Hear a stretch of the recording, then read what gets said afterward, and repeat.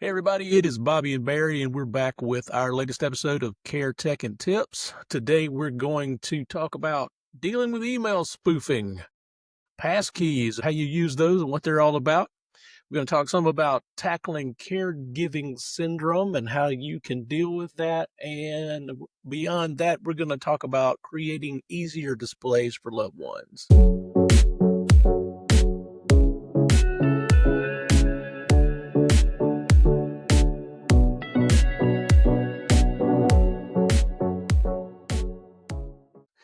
Mr. Clark, how are you?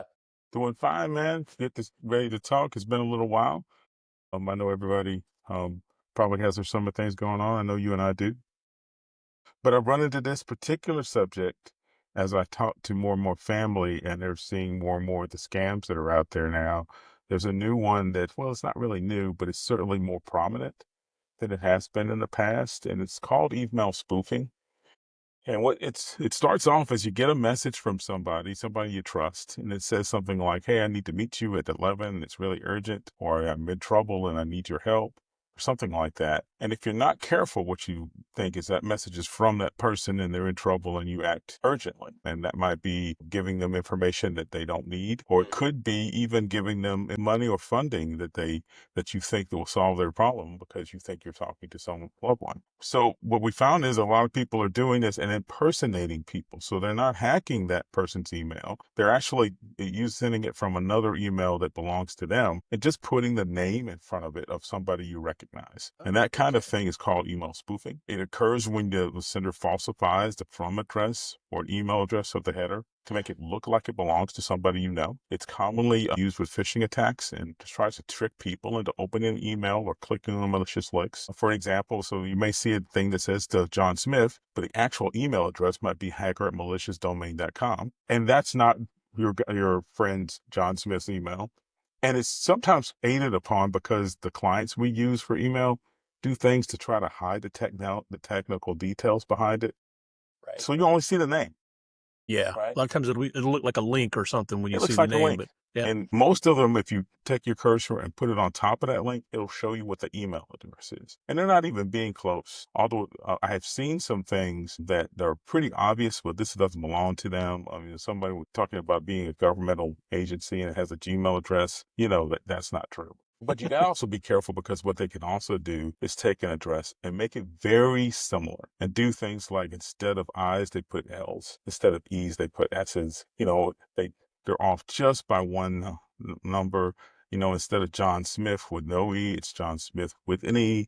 And so stuff like that that you wouldn't look twice at maybe in normal, that gets you to react to it. So you should be really careful about that. I know some email clients actually do some things to help protect you from that. Like if it doesn't match your contact list, it'll give you some kind of indication that something's going on here. Yeah.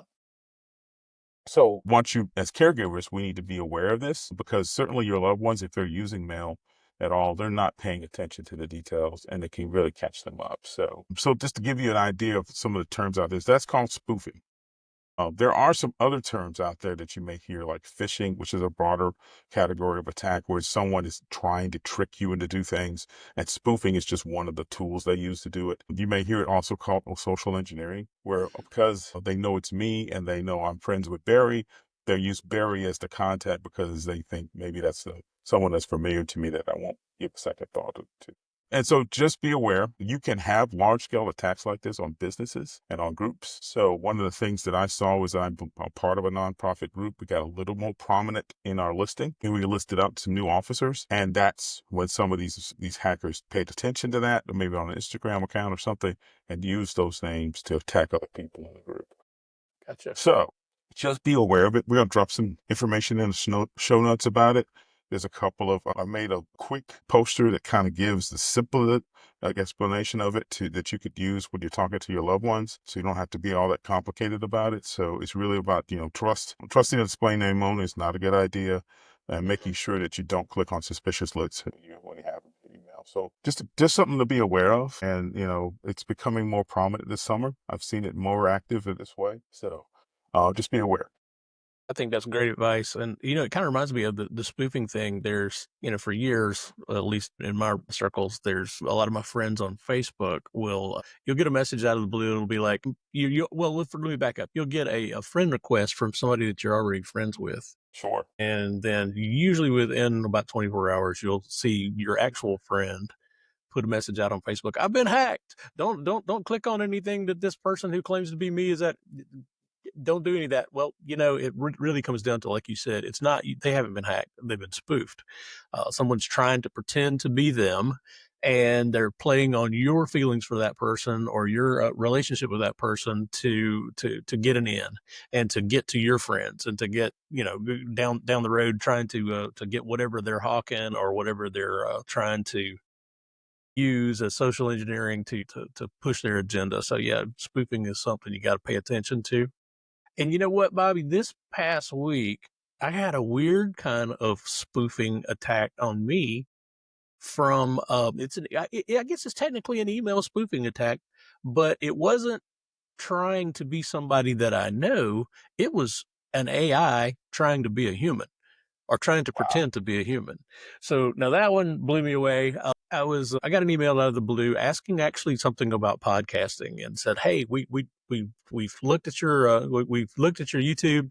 We've heard your podcast, and we think you would be a great addition to this podcast where you could come and be a guest on it." And I thought, well, yeah, okay, why not? So I responded back. I said, I can't do it this week. Maybe we could do it next week sometime. And then the reply came back way too fast. And the diction was just a little too good. It was a little off. And you and I, we're tech people. We can tell fairly quickly when something was written by AI or when it was written by a human. And my little AI detector went off in my head going ding, ding, ding, ding, ding, ding, ding. So I said, it's still kind of weird, but let's see what goes on. So it asked another question and I wrote back an answer and it came back again, just instantaneously, so fast for an email. And by this time I'm thinking, yeah, there is no podcast. They want to get information from me about when I'm available or to do something. And I wrote back and said that I think that the funny thing is the name that it was supposed to be was actually the name of an actor, Luis Guzman. Guzman, he shows up on all kinds of movies. And I thought, that's interesting. Luis that's the same name. So I wrote back. I said, Luis, I'm just guessing here that you sound an awfully lot like an LLM. What model were you based on? And then it disappeared. It never answered anything else again. So not only can you be spoofed by humans, but you can be spoofed by AI. So I just Yeah. had my spidey sense go off and was able to kick that in pretty quickly. But it's something to And look out for. don't trust your sense. I mean, we've been both doing this for 30 plus years, and so we kind of seen a lot. But just to make sure we get those rules down, because I could hear this now from relatives in my head going, "So what do I do?" So so again, hover over the email address. Make sure not just the name. Figure out what that address is. Look for mismatch or spoofed domains, mycompany.com, yourcompany.com, stuff like that. It doesn't make any sense at all. If it's a government entity, it will end in .gov. There are no government agencies with Gmail accounts. So No. and just be aware of that. If it wants something urgently, there's almost no reason to do that on email. If I'm your friend, if you have friends and they need something urgent, they're gonna call you. Yeah, Oh, for they're not sure. going to do that in email. And then report the phishing to the person of the group being targeted, because guess what? If they're aware of it, they can warn other users, and prevent this from happening to other people. So don't just suffer in silence, thinking, oh, okay, I'll just ignore it. The real thing to do is report it to your person who manages that group, so that they can excuse me, so they can enter a warning. So they can issue a warning that says, hey, that ain't me, or that kind of stuff. If you're sending an email to a large group, one of the things that really be concerned about, you don't give them information that you need. So if you're doing things like this on Instagram, be aware that they can use it against you, and maybe give some people some warning. And if you're sending out mail lists, and this is one of my pet peeves, and probably yours too, and you got a large email list, don't put it in the CC so everybody can see everybody's addresses. Yeah, Put it in a blind carbon copy. That way, none of those addresses get put out. So if that email message does get captured by something, they can't use those addresses to make their own mail list against you. So that's that's one of the smart things I advice. wanted to say. Just be careful about that kind of. A good friend of ours that Bobby and I, guy who worked with us a lot, always said, the urgency thing. No one is going to send you an urgent email to do something. He said, if you're flying in from somewhere and your plane's going to be late and you want somebody to come and pick you up at the airport, you're not going to send them an email. You're going to call them. You'll call. And like Bobby said, be careful about what you put out there. You don't want any information that could help a spoofer or a hacker try to maybe social engineer some passwords or user IDs out of you. Just really pay attention to that. And that this is actually brings up something I've been looking at lately. Passkeys. Let's talk about them a little bit. So they're kind of an exciting upgrade over the last few years for, mostly we all have been told we have to keep our user ID and our passwords private, and we should have a separate user ID and password for every website. And if we do all that, we'd really need a password manager to keep up with that. And there's a lot going on with that. Well, passkeys are interesting and a little different, but they're something that I think that could help out a lot of folks with a lot of that management and having to deal with all those details. So if you're tired of trying to remember that one password that you swore you'd never forget, or you're sick of getting texts with 6-digit codes just to check your email, you're gonna love this. So passkeys are a new way to sign into apps and websites, but without a password. And that's right. No more password 123 or mom's maiden name 1962. Instead, you use things like Face ID, Touch ID, or a PIN that's stored securely on your device. So behind the scenes, it's all backed up by something called public key cryptography. You don't need to know the math. Just know that it's incredibly secure and it's way harder to phish or steal than a traditional password. So here's the best part, though. You don't have to remember anything. If your device has Face ID, or you just look at your phone and boom, you're there. So it works across devices too. If you're logging in on your laptop, your phone can confirm the login with a quick scan or a fingerprint.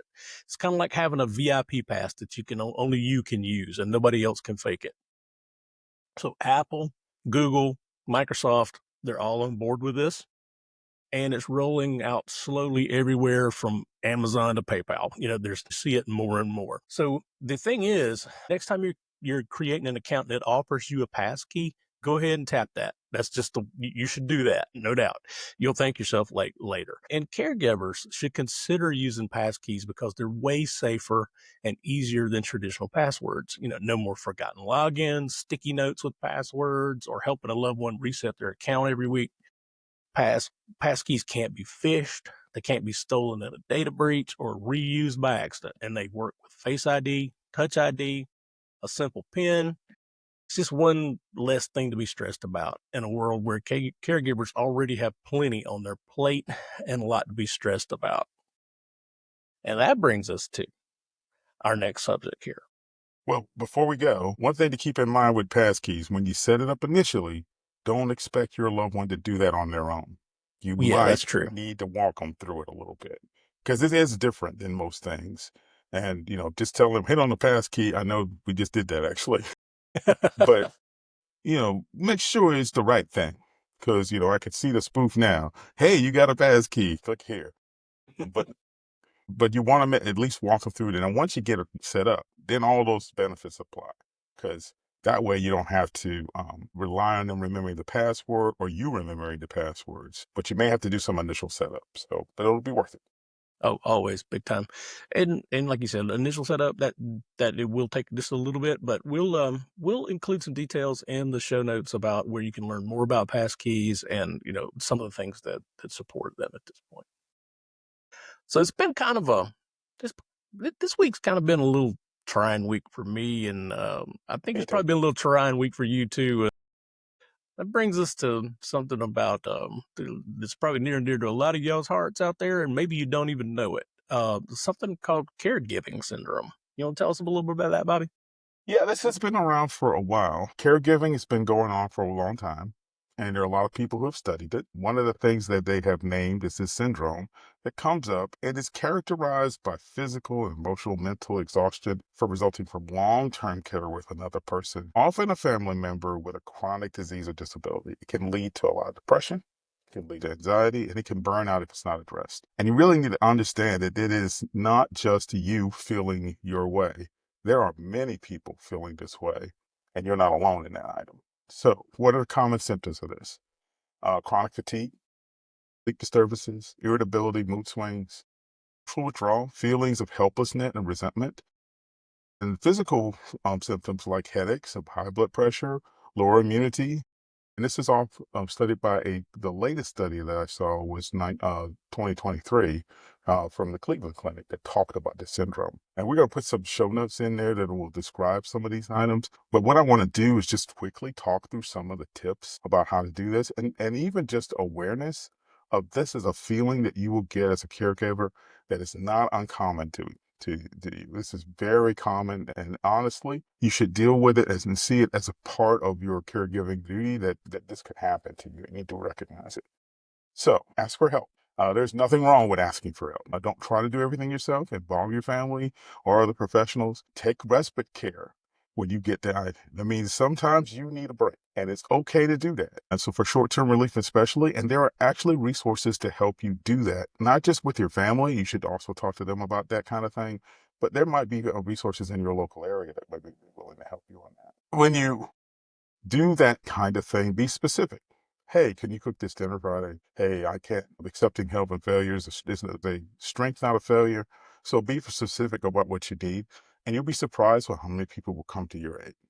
They'll deliver you a meal. They'll look after somebody for a couple hours. They'll check on them or call on them every once in a while so they're not so lonely. So, reach out to do that. Set realistic goals and prioritize tasks. Break into small steps. Focus on what you can do rather than what you can't. Learn to say no without any guilt. Sometimes you're going to have to say, I can't do that, and it's okay. So make sure you do look at that.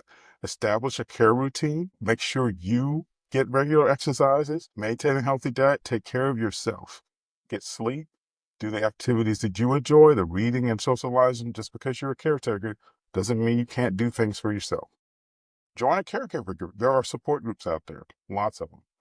That can reduce feelings of isolation. It provides lots of practical tips. And people who have similar experiences, hey, you joining us and listening to us is part of that, but you can also do that person to person as well. And when you look at this, and we're gonna jump back out to technology a little bit. There are technologies that you can use and tools to help. Hopefully, we've told you about several ones, but I'm going to give you another one in just a minute that really will help. And then, if you really are having problems and you see that you can't get those feelings to go away, there's nothing wrong with talking with a mental health professional about getting help to help you with grief and anxiety and burnout. That's what they're there for. They will recognize this right away. There are lots of things that you can do as a caregiver. The professionals will recognize. So having that conversation is not a weakness. It's actually a strength. It's a way to make sure that you continue to do the thing you need to do.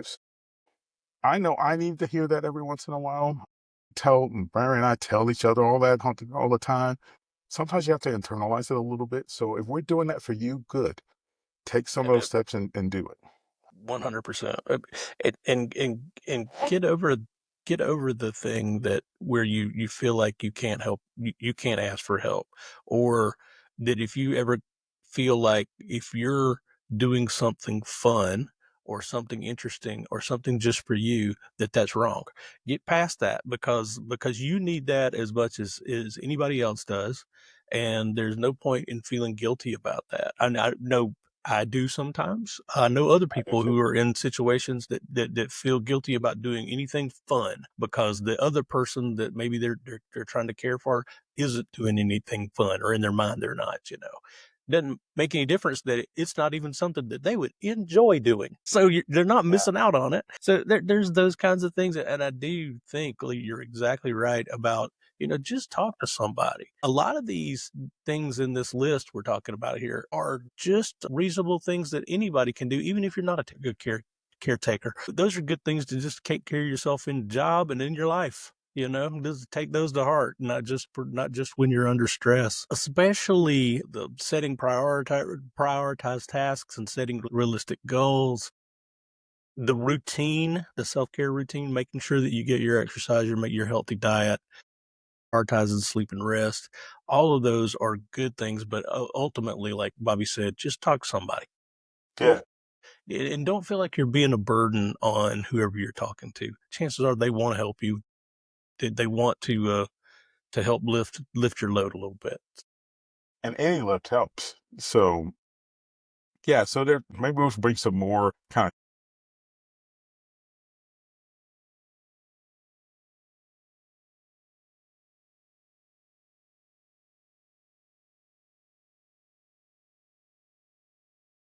Yeah.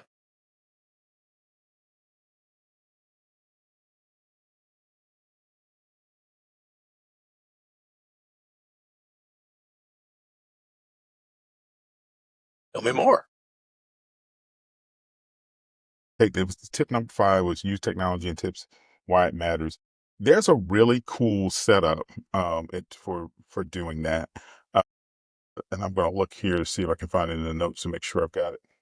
So one of the things that I know I run into there is, especially for those who are looking for, my loved one has some dementia and Alzheimer's going on with her remembering dates. What time is it? When are the appointments? Those kinds of things. You can obviously do that manually if you want to by creating poster boards and things on refrigerators that have all those kinds of dates. But if you have an Amazon TV, you could actually do that with another product that came out there. It's called Mango Display, and the address is mangodisplay.com. It actually lets you set up that kind of reminder graphic on your Amazon TV. So if you have an Amazon TV, you can install this as one of the apps, and then it has all kinds of nice configurations like calendar or listing or appointments or to-do list that you can set up your own custom board. So when you go to that app, and you can see things like when the next doctor appointment is, or when does the caregiver come next, what's her schedule, or what day it is, or how many days till the holiday, that kind of thing. So you can set up your own kind of thing with it. It's very nice and pretty cool to use. We're dropping things in the show notes on it. Again, it's mangodisplay.com. It is free, which is always Wow. good. Wow. And you could try it out. I know it has a free version of it. It may have some things in it to let you get more things if you want to and later. I thought it was a real simple thing to use to just sort of help people. My mom likes to be in front of the television and her Amazon TV is there. And so I could actually have an app that might say when the next appointment is or what the day is. That Pretty kind cool. of Does it use kind of work like a screensaver? So when the TV's not doing anything else, that's what's there? I I don't think there's a mode for that, but I think you actually select the application and it brings up whatever you configured. You do have to configure it first. Yeah. You might want to try it on your own TV or something like that. Makes you get used to it. But it seemed pretty easy to set up and very similar to the kind of thing we do with our with iPhone with assistive item where you set up things with just things for them. You do a board that means something for them.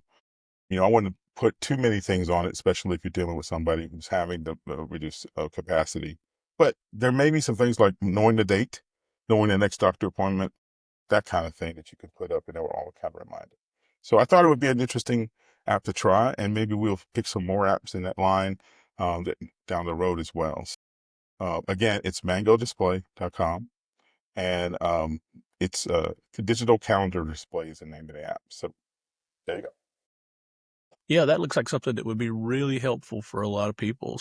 So maybe that'll work out. This reminded me of this. I don't know why it reminded me exactly, but it's one tiny little tech tip that I ran into this week. My aunt called me the other day. Actually, I tried calling my aunt and I called her and she picked up, but she didn't realize that she had picked up. And I heard her say a couple of things, and then I would kept saying her name, and she never would hear me. And then eventually I would hang up and then she would call me back. And that happened a couple of times, and I couldn't figure out what was going on with it. But she said, I need you to look at this next time you're up here. So we talked a little bit more, and then I figured out what was going on. So a couple of versions ago of iOS on iPhones, there was a change that made it where when someone calls you and you are working on your phone, you're doing something already, got the phone open, you're scrolling maybe through a web page or you're working on an app or something, somebody calls you, then what happens is you're up at the top of your screen, a little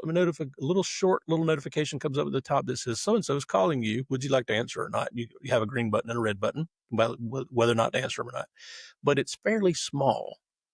And this was a new behavior for her because not that many people call her while she's scrolling. So she was having trouble with the touch target, hitting the green button right.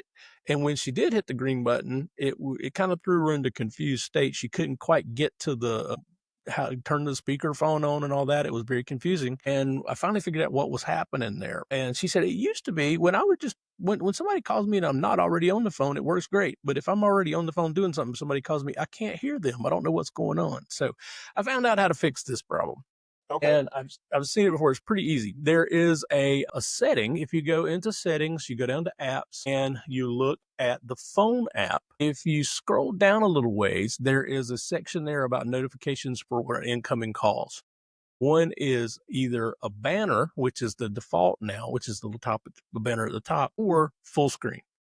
So if you tell it you want full screen, and then someone calls you while you're working on your phone, it takes over the whole screen and it gives you the familiar controls where you can say, I want to answer it or not, and I want to put it on speakerphone. So weirdly enough, a few months back, it was, we had ours set to full screen from a long time ago. And then when ours made the change, it never automatically went. It was a full screen thing, but it would get on my last nerve when I'm working on my phone and someone would call me that it would take over the entire screen and I couldn't keep doing what I needed to be doing.